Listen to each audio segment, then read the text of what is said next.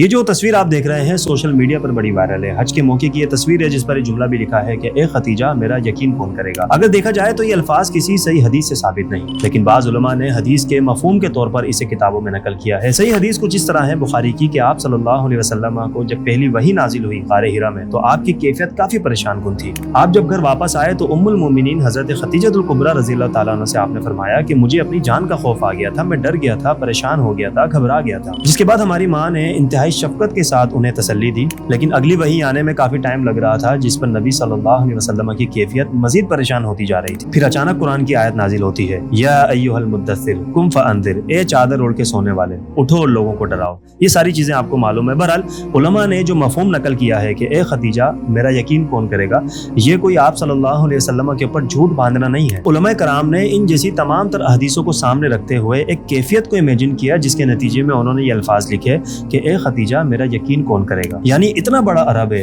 بڑے بڑے مشرکین سردار ہیں، میں اکیلا یہ دعوت لے کے نکلوں گا، کون بھلا میرا یقین کرے گا۔ اگر ہم بھی اس کیفیت میں غور کریں تو یہ محض ایک جملہ نہیں ہے، یہ ایک لرزتا ہوا دل ہے جو غار ہرا سے خاموشی سے واپس آیا تھا۔ ایک طرف وہ نور تھا، پہلی وحی تھی، دوسری طرف انسانی کیفیت، خوف، بے چینی۔ حضور اکرم وہ ہستی جن سے یہ اندھیری دنیا روشن ہونے والی تھی، وہ خود ایک لمحے کے لیے سوچ میں مبتلا تھے، کیا یہ لوگ میری بات پر یقین کریں گے؟ یہ وہی لمحہ تھا جہاں سے دنیا کی تاریخ بدلنے والی تھی۔ پھر میرے رب نے آسمانوں سے جواب نازل کیا، اللہ آپ کو کبھی رسوا نہیں کرے گا کیونکہ آپ سچ بولتے ہیں، آپ امانت دار ہیں، آپ کمزوروں کا سہارا بنتے ہیں۔ اور حضور نے پہاڑ پہ چڑھ کر یہی سب بیان کیا تھا۔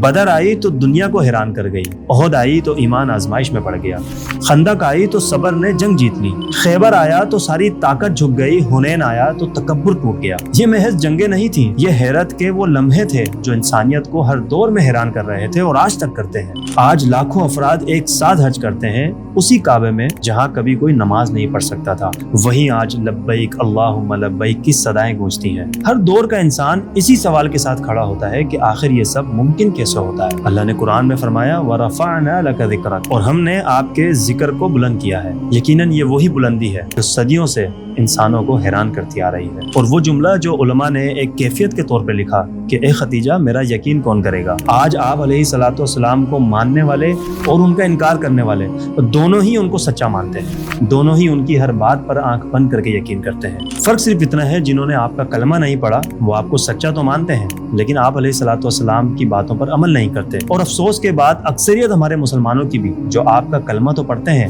آپ کی باتوں کو بھی مانتے ہیں، بس عمل نہیں کرتے۔ لیکن پھر بھی ہم سب کے اوپر جو کلمہ پڑھتے ہیں اور جو نہیں پڑھتے، سب کے لیے حضور صلی اللہ علیہ وسلم کی تعلیمات رحمت ہیں۔ اور یہاں قرآن پاک کی ایک اور آیت مجھے یاد آ گئی، وَمَا أَرْسَلْنَاكَ إِلَّا رَحْمَةً لِّلْعَالَمِينَ، یعنی حضور تمام جہانوں کے لیے رحمت ہیں۔